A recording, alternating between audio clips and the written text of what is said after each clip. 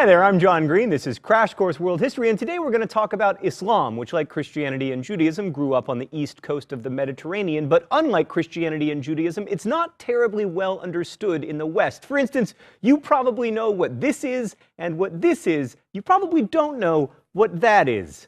Google it. Mr. Green, why do you think people know so little about Islamic history? Did you just ask an interesting, non-annoying question me from the past? I think we don't know much about early Islamic history because we don't learn about it, because we're taught that our history is the story of Christianity in Europe, when in fact, our history is the story of people on the planet. So let's try to learn something today. So in less than 200 years, Islam went from not existing to being the religious and political organizing principle of one of the largest empires in the world. And that story begins in the 7th century CE when the angel Gabriel appeared to Muhammad, a 40-ish guy who made his living as a caravan trader, and told him to begin reciting the word of God. Initially, this freaked Muhammad out, as, you know, it would, but then his wife and a couple other people encouraged him, and slowly he came to accept the mantle of prophet. A few things to know about the world Islam entered. First, Muhammad's society was intensely tribal. He was a member of the Quraysh tribe living in Mecca, and tribal ties were extremely important. Also, at the time, the Arabian Peninsula was like this crazy religious melting pot. Like most tribal Arabs worshipped gods very similar to the Mesopotamian gods you'll remember from episode 3. And by the time of Muhammad, cult statues of many of those gods had been collected in his hometown of Mecca in this temple-like structure called the Kaaba. But Arabia was also home to monotheisms like Christianity and Judaism and even a bit of Zoroastrianism, so the message that there was only one God wouldn't have been like as surprising to Muhammad as it was, for instance, to Abraham. Also, and this will become very important, the northern part of Arabia was sandwiched between the Byzantine Empire and the Persian Sasanian Empire, and you'll remember those guys were always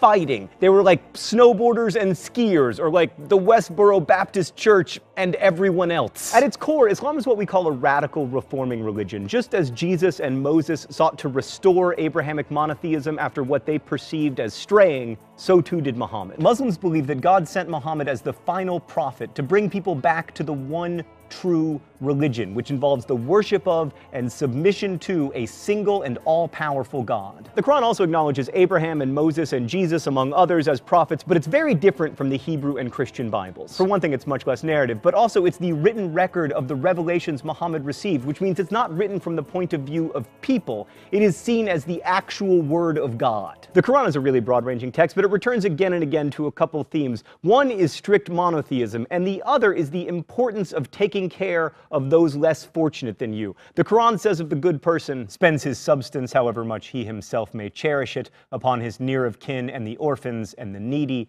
and the wayfarer and the beggars, and for the freeing of human beings from bondage. These revelations also radically increase the rights of women and orphans, which is one of the reasons that Muhammad's tribal leaders weren't that psyched about them. To talk more about Islamic faith and practice, let's go to the thought bubble. The 5 pillars of Islam are the basic acts considered obligatory, at least by Sunni Muslims. First is the Shahada, or the profession of faith.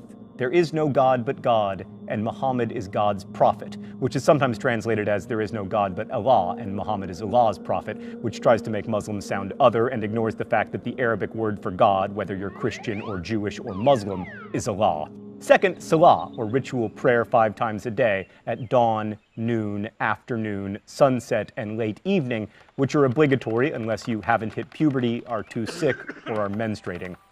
Keep it PG, thought bubble. Third, Psalm, the month-long fast during the month of Ramadan, in which Muslims do not eat or drink or smoke cigarettes during daylight hours. Since Ramadan is a lunar calendar month, it moves around the seasons, and obviously it's most fun during the winter, when the days are shorter, and least fun during the summer, when days are both long and hot. Fourth is Zakat, or almsgiving, in which non-poor Muslims are required to give a percentage of their income to the poor. And lastly, Hajj, the pilgrimage to Mecca that Muslims must try to fulfill at least once in their lives, provided they are healthy and have enough money. And there's also more to understanding Islam than just knowing the Quran. Like Judaism with its Talmud and Christianity with its lives of saints and writings of church fathers, Islam has supplementary sacred texts, chief among which is the Hadith, a collection of sayings and stories about the Prophet. Thanks, Thought Bubble. One more thing about Islam. Like Christianity and Judaism, it has a body of law, You might have heard of it. It's called Sharia. Although we tend to think of Sharia as a single set of laws that all Muslims follow, that's ridiculous. There are numerous competing ideas about Sharia, just as there are within any legal tradition. So people who embraced this worldview were called Muslims because they submitted to the will of God, and they became part of the Ummah, or community of believers. Being part of the Ummah trumped all other ties, including tribal ties, which got Muhammad into some trouble and brings us, at last, back to history. So as Muhammad's following in Mecca grew, the Ummah aroused the suspicion of the most powerful tribe in Mecca, the Quraysh. And it didn't matter that Muhammad himself was born into the Quraysh tribe, so the Quraysh forced Muhammad and his followers out of Mecca in 622 CE, and they headed to Yathrib, also known as Medina. This journey, also known as the Hijra, is so important that it marks year zero in the Islamic calendar. In Medina, Muhammad severed the religion's ties to Judaism, turning the focus of prayer away from Jerusalem to Mecca. Also in Medina, the Islamic community started to look a lot more like a small empire than like a church. Like, Jesus never had a country to run, but Muhammad did almost from the beginning, and in addition to being an important prophet, he was a good general. And in 630, the Islamic community took back Mecca. They destroyed all those idols in the Kaaba, and soon Islam was as powerful a political force in the region as it was a religious one. And it's because the political and religious coexisted from the beginning that there's no separate tradition of civic and religious law like there is in Christianity and Judaism. So then when Muhammad died in 632 CE, there wasn't a religious vacuum left behind. Muhammad was the final prophet. The revelation of the Quran would continue to guide the Ummah throughout their lives. But the community did need a political leader, a caliph, and the first caliph was Abu Bakr, Muhammad's father-in-law, who was not without his opponents. Many people wanted Ali, Muhammad's son-in-law, to lead the community, and although he did become the fourth caliph, that initial disagreement, to radically oversimplify because we only have 10 minutes,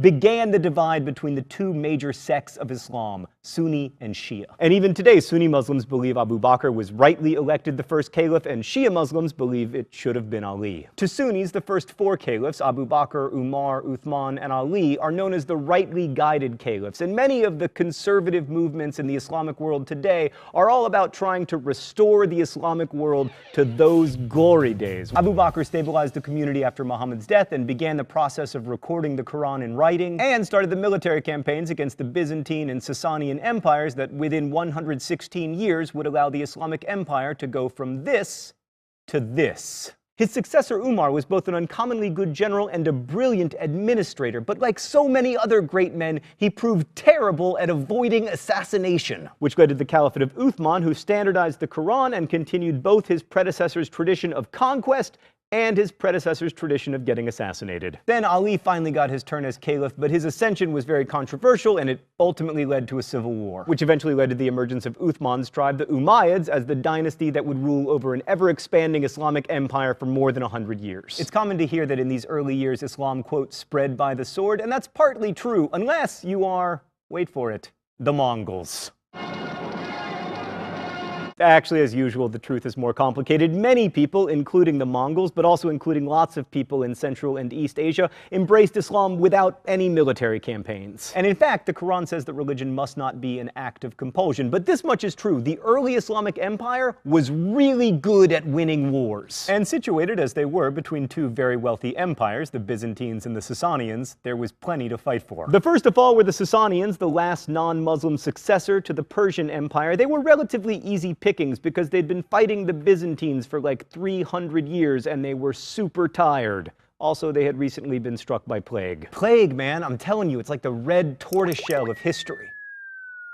But in those early days, they did pry away some valuable territory like Egypt and the Holy Land, and then eventually they got into Spain, where various Muslim dynasties would entrench themselves until being expelled in 1492. But as good as they were at making war, it's still tempting to chalk up the Arab success to, you know, the will of God. And certainly a lot of the people they conquered felt that way. Wars in this part of the world didn't just pit people against each other, they also pitted their gods against each other. So while the Islamic Empire didn't require its subjects to convert to Islam, their stunning successes certainly convinced a lot of people that this monotheism thing was legit. Once again, John Green proving super hip to the slang of today's young'uns. So in a period of time that was, historically speaking, both remarkably recent and remarkably short, a small group of people from an area of the world with no natural resources managed to create one of the great empires of the world and also one of its great religions. And that very fact may be why people of Western European descent remain largely ignorant about this period. Not only were the Muslims great conquerors, they spawned an explosion of trade and learning that lasted hundreds of years. They saved many of the classic texts that form the basis of the so-called Western canon while Europe was ignoring them, and they paved the way for the Renaissance. While it's important to remember that much of the world between Spain and the Indus River wasn't Arabized, most of it was so thoroughly Islamized that these days we can't think of the world we now call the Middle East without thinking of it as Islamic. Like perhaps the greatest testimony to Islam's power to organize people's lives and their communities is that in Egypt, 5 times a day, millions of people turn away from the pyramids